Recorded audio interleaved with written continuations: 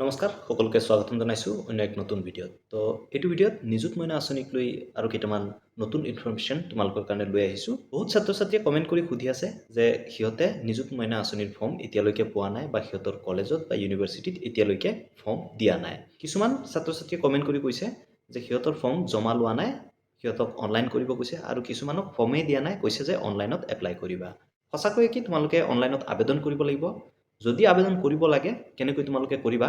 তাৰ ভিডিঅ' মই এই চেনেলত লৈ আনিম তাৰ কাৰণে এই চেনেলটো তোমালোকে ছাবস্ক্ৰাইব কৰিবলৈ নাপাহৰিবা অনলাইনত এপ্লাই কৰা চান্সটো আছে কাৰণ ময়ো তোমালোকক প্ৰুফ সহকাৰে দেখুৱাম বা তোমালোকক কৈ দিম হয়তো এই অনলাইন তোমালোকে নিজে কৰিব লাগিব নতুবা কলেজসমূহে আপলোড কৰিব লাগিব কিন্তু এইবাৰ এপ্লাই কৰাৰ যি প্ৰচেছ হয় সেইটো অকণমান হয়তো বেলেগ হ'ব পাৰে সেয়েহে তোমালোকক স্ক্ৰীণত দেখুৱাই দিওঁ যে কিয় অনলাইন হোৱাৰ চান্সটো আছে বুলি কৈছোঁ তো এই বেনাৰখন অসম চৰকাৰৰ ফালৰ পৰা দিয়া গৈছে অৰ্থাৎ আমাৰ মুখ্যমন্ত্ৰী হিমন্ত বিশ্ব শৰ্মা ছাৰেও এই যি বেনাৰ হয় এইটো শ্বেয়াৰ কৰিছে তো ইয়াত ক্লিয়াৰলি তোমালোকে চাব পাৰা যে ফৰ্ম ডিষ্ট্ৰিবিউশ্যন হ'ব হায়াৰ এণ্ড SCRTৰ যি ফৰ্মসমূহ হয় সেইসমূহ 6 আগষ্টত বিতৰণ হ'ব আৰু ছেকেণ্ডেৰী আৰু টেকনিকেলৰ 7 আগষ্ট তাৰিখে বিতৰণ হ'ব তাৰপিছত 14 আগষ্ট তাৰিখে কি কৈছে যে portal to be live for submission of student data ষ্টুডেণ্টৰ যি ডেটাসমূহ আছে অৰ্থাৎ তোমালোকৰ যি ডেটাসমূহ আছে সেইসমূহ পৰ্টেলত ছাবমিট কৰিব লাগিব নেক্সট প্ৰচেছটো কি আছে যে verification of the application by institution to 17 আগষ্টৰ পৰা 10 ছেপ্টেম্বৰলৈকে তোমালোকৰ যি এপ্লিকেশ্যনসমূহ হয় সেইসমূহ কলেজে ভেৰিফাই কৰিব তাৰপিছত portal to be close 5 September 5 September তাৰিখে তোমালোকৰ যি পৰ্টেল হয় সেইটো ক্লোজ হৈ যাব আৰু চেৰেমনিয়েল ডিষ্ট্ৰিবিউশ্যন অফ চেক 10 অক্টোবৰ তো 10 অক্টোবৰ তাৰিখে তোমালোকক চেক বিতৰণ কৰা হ'ব তো এতিয়া কথা হ'ল যে এই যিটো পৰ্চন তোমালোকে দেখা পাইছা যে পৰ্টেল টু বি লাইভ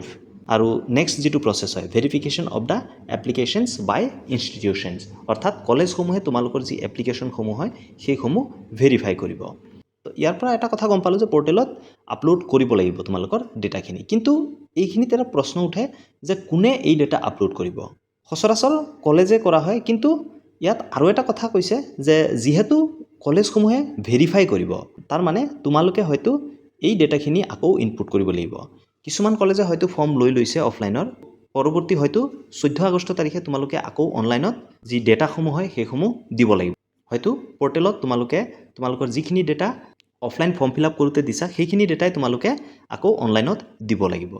তো তোমালোকে সেইখিনি ডেটা কেনেকৈ দিবা কেনেকৈ ভৰাবা ষ্টেপ বাই ষ্টেপ তোমালোকক দেখুৱাই দিম 14 আগষ্ট তাৰিখে তাৰ কাৰণে এই চেনেলটো ছাবস্ক্ৰাইব কৰি থবা কাৰণ এই চেনেলতে তোমালোকে ষ্টেপ বাই ষ্টেপ ভিডিঅ' পাই যাবা সেইখিনিত যদি তোমালোকে ভুল কৰা পৰ্টেলত যেতিয়া তোমালোকে ইনপুট কৰিবা যদি তাত কিবা কাৰণত তোমালোকে ভুল কৰা তোমালোকে কিন্তু এই আঁচনিৰ পৰা বাদ পৰি যাবা সেয়েহে তোমালোকক কৈছোঁ যে যেতিয়া তোমালোকে পৰ্টেল খুলিব অতি সাৱধানে কিন্তু ফিল আপ কৰিব লাগিব ৰেজিষ্ট্ৰেশ্যন কেনেকৈ কৰিবা ৰেজিষ্ট্ৰেশ্যন কৰাৰ পিছত লগ ইন কৰি তোমালোকে ডেটাখিনি কেনেকৈ ভৰাবা কমপ্লিট ষ্টেপ তোমালোকক দেখুৱাই দিম চেনেলটো এতিয়াই ছাবস্ক্ৰাইব কৰি থোৱা কাৰণ যেতিয়াই মই ভিডিঅ' দিওঁ যেন তোমালোকে পাই যোৱা আৰু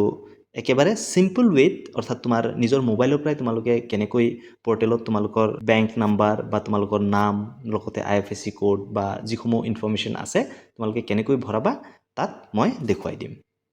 আৰু আমাৰ ইনষ্টাগ্ৰাম পেজটো তোমালোকে ফ'ল' কৰি ল'বা কাৰণ তাত আমি কুইক এণ্ড শ্বৰ্ট আপডেটবিলাক তোমালোকক দি থাকোঁ ধন্যবাদ জয় অসম